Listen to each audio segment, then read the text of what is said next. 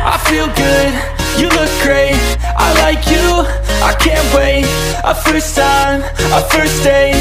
You're so fine, I'm so late. You sip wine, I drink straight.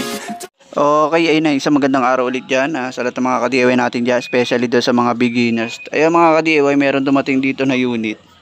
Actually, ito ay madugo kung ating gagawin ito kasi nginat-ngat to ng daga. Ayan o. So, mapansin natin dyan talagang yan, nagkaputol-putol na yung kanya mga wiring, and then mix-mix na rin kasi yung mga wiring nito mga ka-DIY, pati nga yung phase wire ultimo phase wire nadali na din. So dito mga ka-DIY, actually ito ay pang-apat na beses na tong ipapagawa at ang naging issue nito puro nginat-ngat ng daga. So lumit na lumit yung mga wire nya. Dito itatry pa natin tong restore mga ka-DIY. Ang totoo niyan, etong pang-apat na ngat-ngat ng daga, dinala na nila talaga to sa shop, yung legit na isang shop.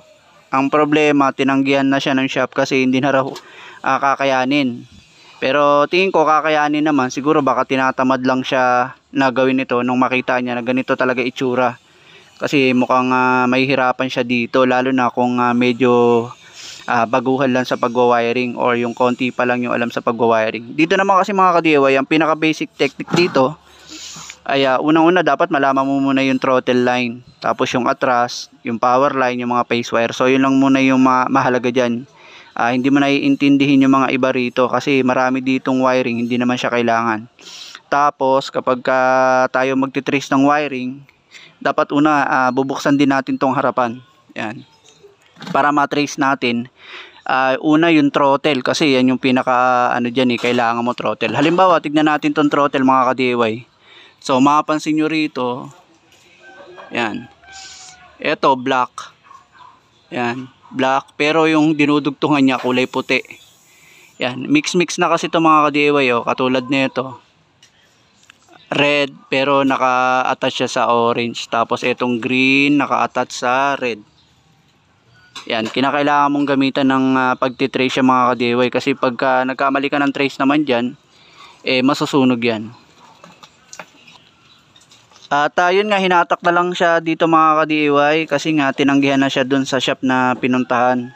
And then tatry natin to paandarin kasi hindi na siya umaandar. So gawin ko na lang isang mabilis mga ka-DIY, kasi kung tutorial ko pa sa inyo ng isa-isa yung wiring, medyo nakakalito na to Pero yun lang yung pinaka basic na tatandaan nyo kapag magtitrace kayo ng wiring.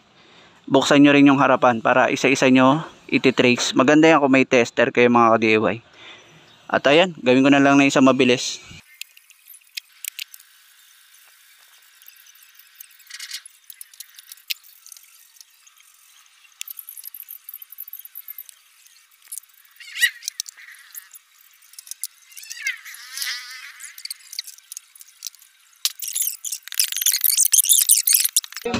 Okay yan mga ka-DIY, medyo tapos na tayo dito sa wiring. Yung iba kasi hindi na natin yung kakabit. So ganito itsura niyan, babalutan natin siya nito para medyo maging maganda. So gawin ko na lang na isang mabilis.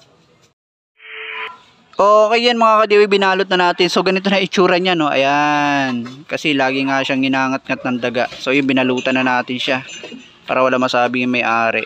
Ayan, ilalagay na lang natin siya dyan na maayos. And then ayusin ko na lang doon. Pero okay na yung mga ka-DIY, naka-plug na yung battery natin, naka-power na yan. And then paandarin natin. Ayan.